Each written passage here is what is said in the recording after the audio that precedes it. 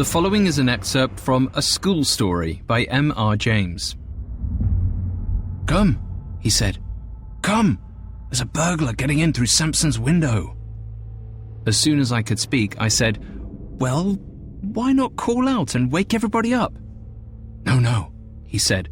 "I'm not sure who it is. Don't make a row. Come and look." Naturally, I came and looked, and naturally, there was no one there. I was cross enough and should have called MacLeod plenty of names, only I couldn't tell why. It seemed to me that there was something wrong, something that made me very glad I wasn't alone to face it. We were still at the window looking out, and as soon as I could, I asked him what he had heard or seen. "I didn't hear anything at all," he said. "But about 5 minutes before I woke you, I found myself looking out of this window here, and there was a man sitting or kneeling on Sampson's windowsill and looking in. And I thought he was beckoning." "What sort of man?" MacLeod wriggled. "I don't know," he said. "But I can tell you one thing. He was beastly thin, and he looked as if he was wet all over, and," he said, looking round and whispering as if he hardly liked to hear himself, "I'm not at all sure that he was alive."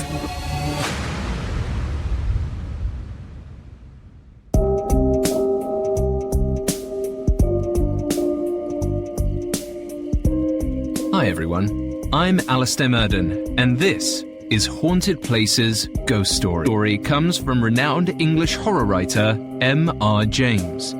It's a tale that features James's typical combination of late 1800s private school hijinks with carefully plotted mystery. Little details build to reveal the truth behind a school teacher's dark secret. The story is narrated from the perspective of a former student, recounting the tale with an old friend around a fire. Coming up, we head. It was 1875, I believe, which is only of import due to the fact that it meant school was a good deal more exciting than it had been in other eras. Just a few years prior, there'd been no football, no condensed milk.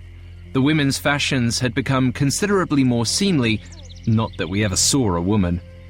And we could all expect to learn as much about Latin and maths as how to be a gentleman and dance properly at a ball. Our school was near London and looked the part. A campus of sprawling white buildings in the Greek style with gardens to match. It all overlooked the Thames, which many of the boys liked to go skivvy in. But I found the river to be rather disconcerting. Not only was it full of London's factory runoff, but several boys were said to have drowned there during late summer storms. The one time I went, I found myself gazing into its murky depths, and I dare say I saw their twisted faces staring back up at my dangling arrow. Some of the older, stronger boys had gotten it into themselves to shove me down into the river mud, perhaps so that I might join the departed, perhaps so that they might force their own dangling manhoods upon me. That wasn't so uncommon then, not that we're to speak of it in polite company. With hardly a girl in sight, what did our elders expect? Anyway, I heard a roar and then felt the boys release from my back. A large shadow fell across the water, and I looked up to see a 6-foot Highlander towering above me, his red hair matching both above and below. I took to him immediately. He introduced himself as MacLeod. His accent was strong, and his vocabulary betrayed a certain lack of intelligence. I thanked him for his assistance and asked him what might have prompted it, to which he shrugged and said he liked my shape, whatever that meant. Soon, we began to spend all our time together, me because I valued having a bodyguard, and MacLeod because he seemed to like to hear my theories on girls and ghosts and the Queen herself. I was bookish like that. I read every tome back home in the mansion, from Pliny to Penny Dreadfuls. I'd even read to MacLeod on occasion. We'd sit out under one of the cedars, me with my head in his lap, him looking down at me as I regaled him with Cervantes' epic or some other popular novel. Because we're in fine company, and you know what the old school life was like back then, I'll even go so far as to admit that on occasion our reading sessions would develop into something more. As I said, MacLeod liked my shape, and his had stuck with me from the first moment I saw it looming above me in the river. Again, it was not so uncommon back then, when we had all our newfound virility and nowhere to stick it but each other. If the other boys noticed what we were doing in our bunk at night, I scarcely think they'd say anything, for fear we might draw attention to their own indiscretions. Most of the time when we lay in bed, we just held each other, as if bracing against the four winds that were fast approaching from the north. You could hear them against the ornate window panes, like ghouls trying to claw their way inside. MacLeod said he was glad to be south for the fall and winter, as soon his home in Edinburgh would be frozen solid, as would some of its inhabitants. Needless to say, we were close. And so it was that I grew as protective of MacLeod as he was of me. And where he was most in danger was the classroom, and most especially the Latin classroom of one G.W. Sampson. Sampson was a strict disciplinarian, though I often felt bad for him. The other boys tried to give him the runaround just about every chance they got. But Sampson always tried to connect with us on some level. Most often this meant regaling us with his old war stories. He was at Sevastopol. He'd managed to survive the carnage and had a genuine Byzantine medallion he wore around his neck as proof.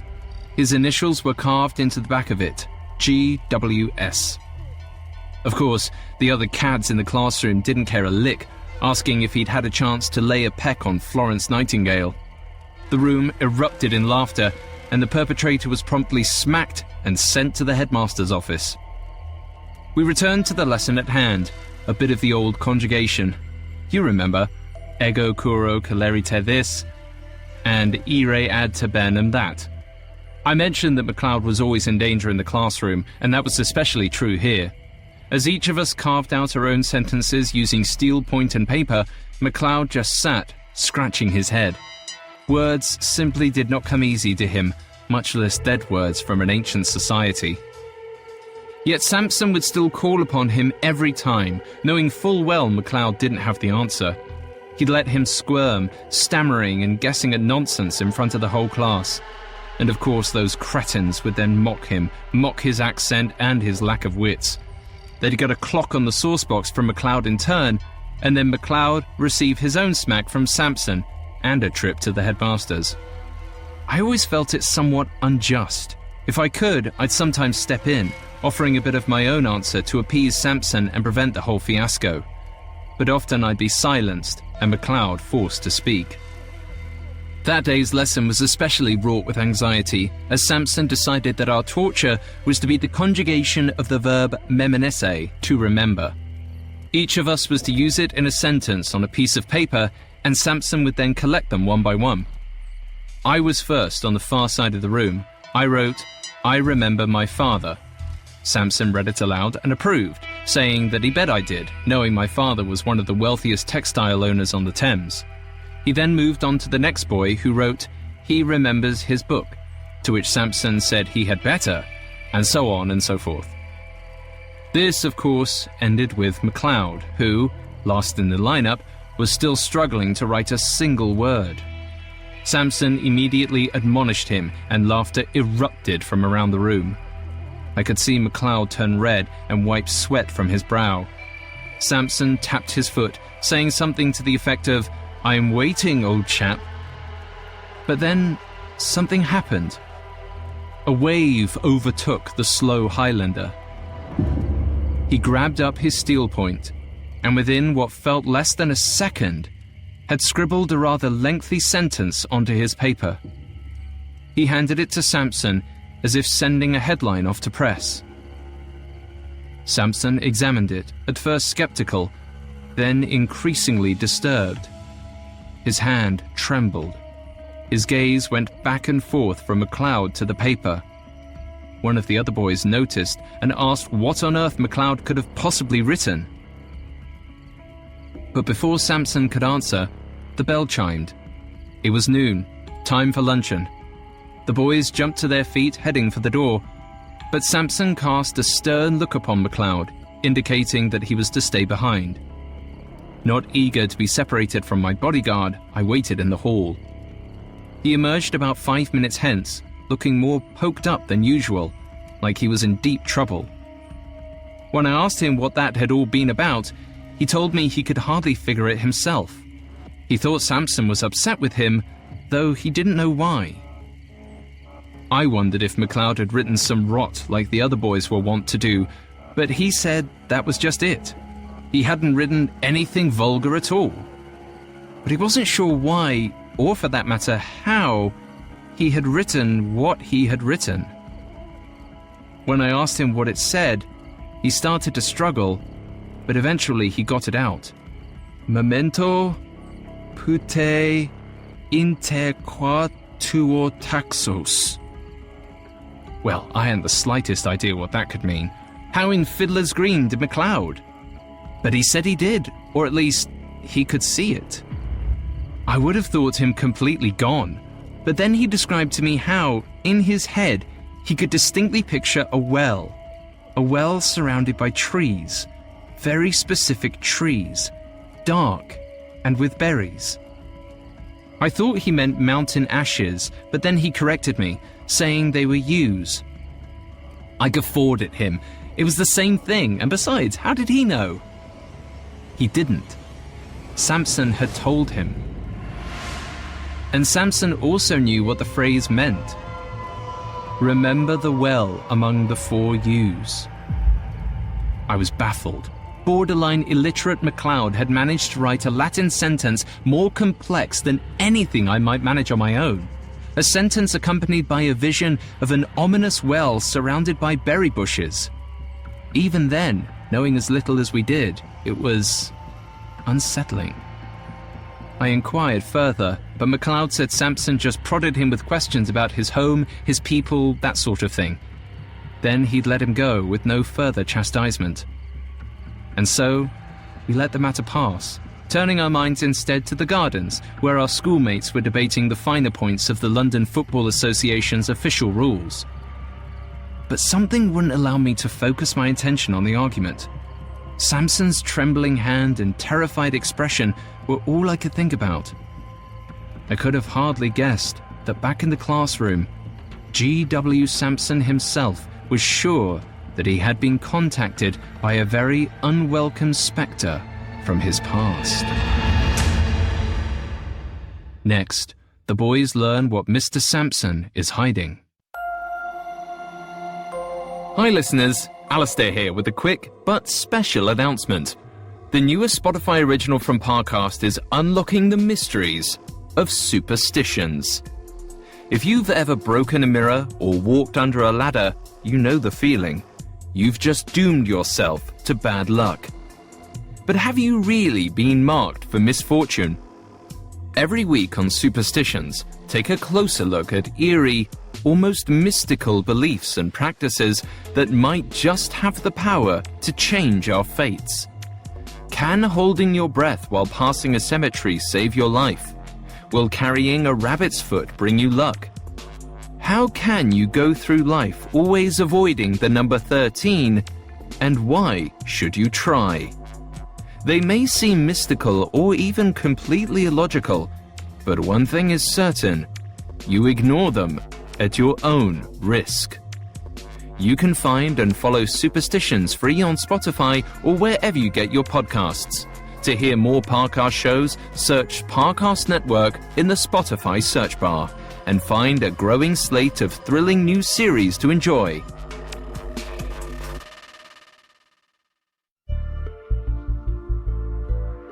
Every so often, something so impactful happens, it has the power to capture the attention of a whole country. An event so deadly or dumbfounding, it has no choice but to live on in infamy. Hi, Parcasters, it's Ashley Flowers, and I'm exposing the most sinister cases from the darkest corners of the globe in my new True Crime Limited series, International Infamy. Every Tuesday, come along as I guide you on a wicked world tour. 15 different countries, 15 infamous crimes. Take it to Iceland, where 6 people confessed to a murder that never actually happened. Journey to Mexico, where a lucha libre wrestler moonlights as a serial killer. and travel to New Zealand where two friends hatch a deadly plan to become famous. Each episode of International Infamy explores the twists and turns of a notoriously high-profile case, zeroing in on the cultural details which make the crime unique to its location, and explaining why it couldn't have happened anywhere else. Follow my new Spotify original from Parcast, International Infamy with Ashley Flowers, and catch a new episode every week. Listen free on Spotify or wherever you get your podcasts.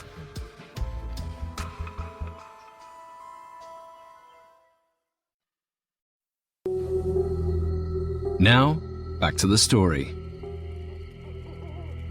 It had been a few weeks since MacLeod and I'd had that strange lesson from G.W. Sampson.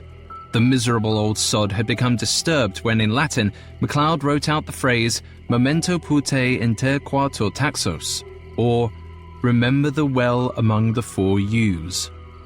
MacLeod couldn't figure how he might have even written such a thing, being that his skill with Latin, or really language in general, was quite middling.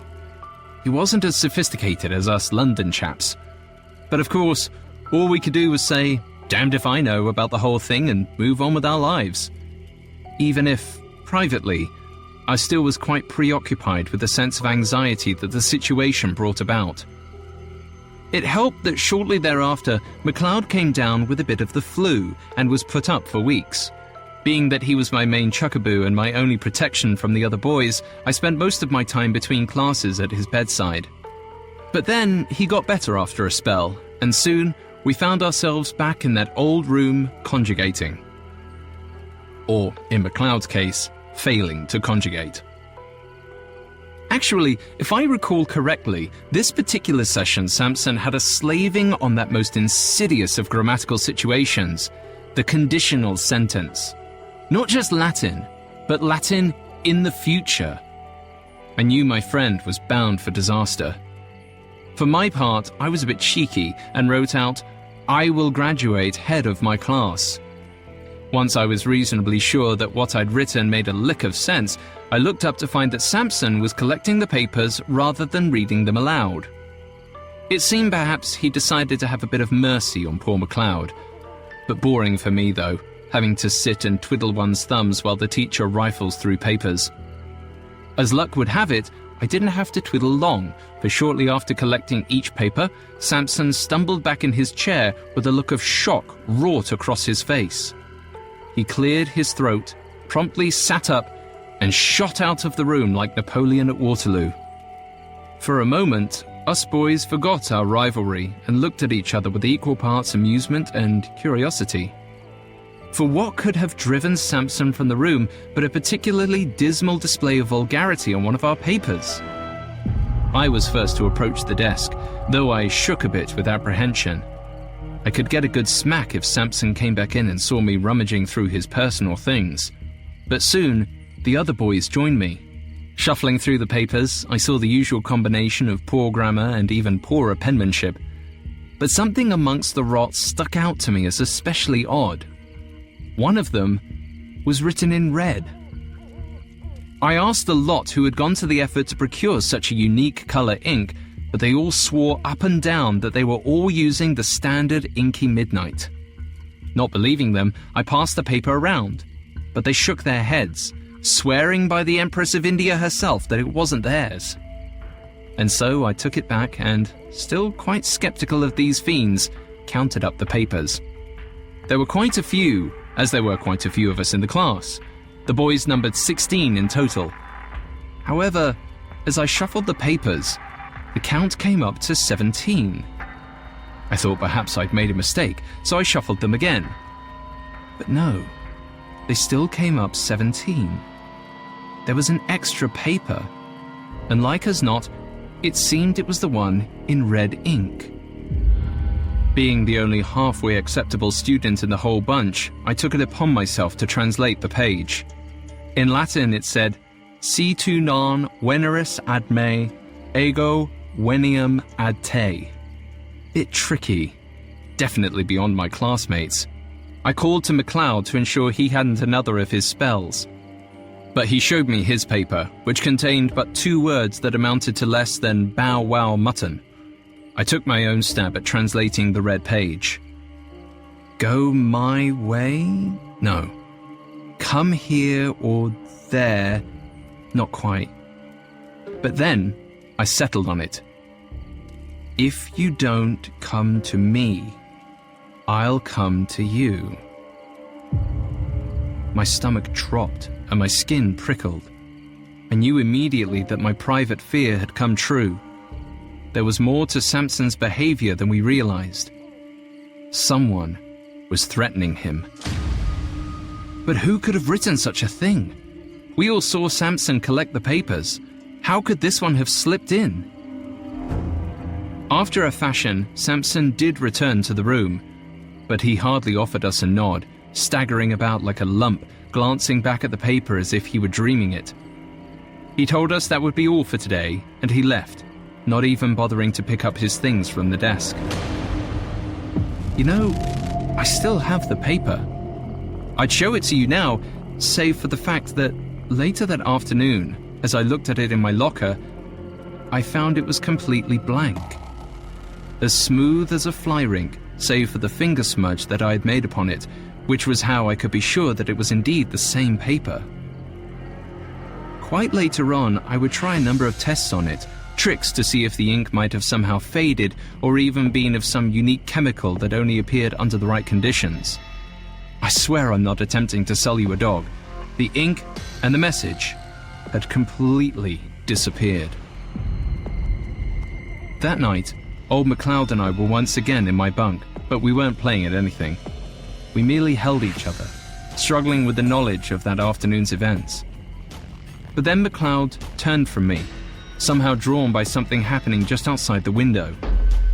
I told him to quit being a skillimalink and come back to bed, but his eyes were transfixed, nay, horrified at what they were witnessing beyond the glass pane of our dormitory.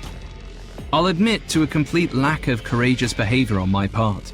Hearing the wind howl and seeing the moonlight strike MacLeod's bulging eyes, I simply pulled the sheets tighter around myself. After a spell, MacLeod's expression seemed to weaken, and he came back to the bunk and sat at the end of the bed with a confused expression. I asked him what all the fuss was about. He took a second, trying to formulate the words as if he were back in the classroom conjugating Latin. Finally, the words came. He said he thought it was a burglar at first, but then, when he kept looking, he could see that the figure was monstrously thin, and wet all over besides. A strange sort of burglar indeed. But if it had been a burglar, then it was not much of one at all, for all it seemed to do was crouch outside one window on the first floor, beckoning. The thought of this only made me clutch the sheets tighter. Beckoning to whom? I was suddenly very glad to be on the third floor of our dormitory. But slowly, my curiosity overcame my fear. It's not like the thing, whatever it was, could climb up here. I asked MacLeod to show me the window.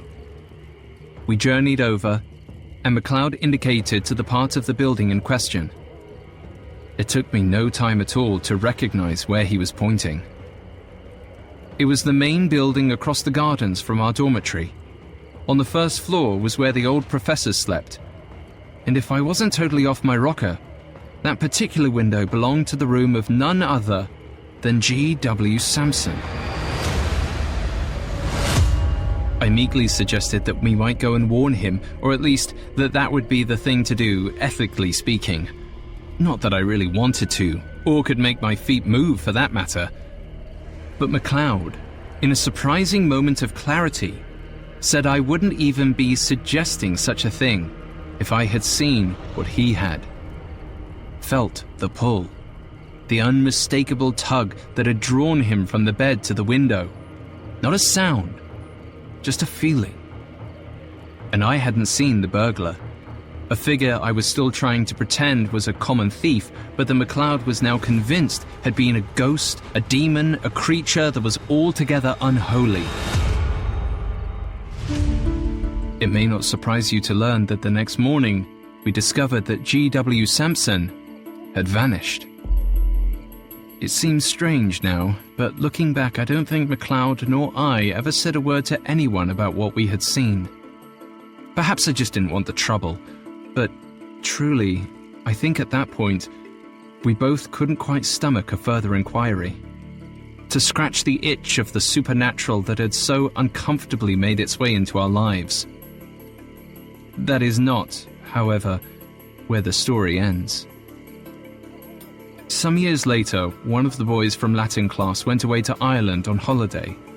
While he was sitting at the fire with his host, much as we are now, his companion hopped up and fished out a small box from a drawer. With a mischievous look on his face, he showed the contents to our classmate, asking him what he thought it could be. Inside was a gold chain, and attached to that, at the very end, was a medallion. He didn't touch it right away, but instead put on his spectacles and got a closer look. He asked what the history was behind the strange object. Unaware of the chill running up our classmate's spine, his host shrugged and offered the backstory. There was a well on the property, surrounded by an overgrown thicket of yews. When they had been cleaning out the overgrowth some years prior, they looked down into the well and made a startling discovery. Our classmate hardly needed to guess. He told the host, "It was a body, wasn't it?" But the host still had a surprise up his sleeve. It had been not just one body, but two, both decomposed, thin, and wet with rot. One corpse was clutching the other, and the one held in its grip sported the medallion. A medallion which, on its side, bore the initials GWS. M.R James was a medieval scholar at King's College, Cambridge. His knowledge of the past and love for its decaying, dusty halls inspired a certain affinity for ghost stories, which were already popular in England during the Victorian era.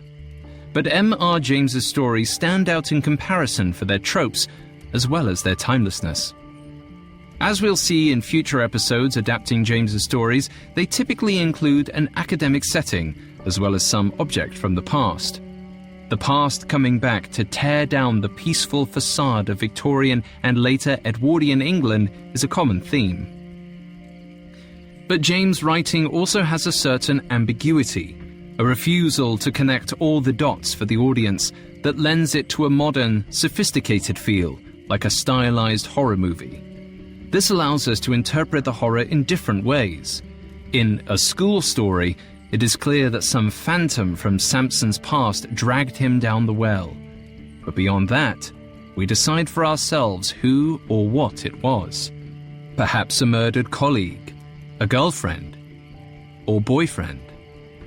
Sexual repression was certainly rampant in James's time. Everything from masturbation to even having sex frequently with your wife was seen as deviant and bad for your mental health.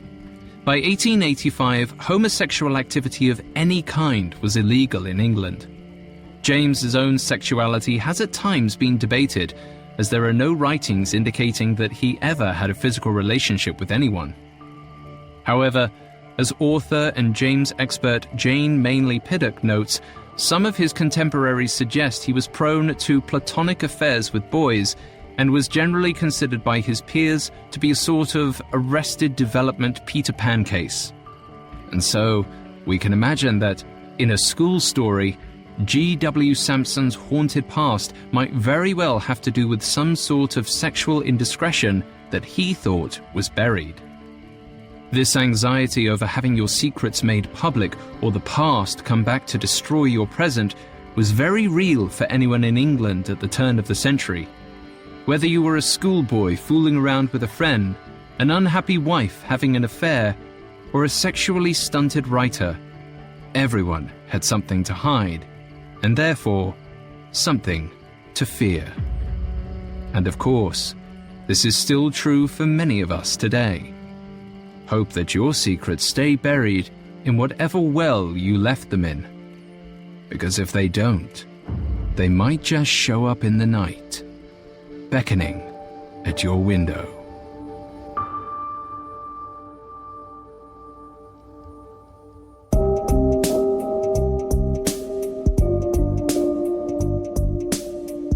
Thanks again for tuning in to Haunted Places Ghost Stories.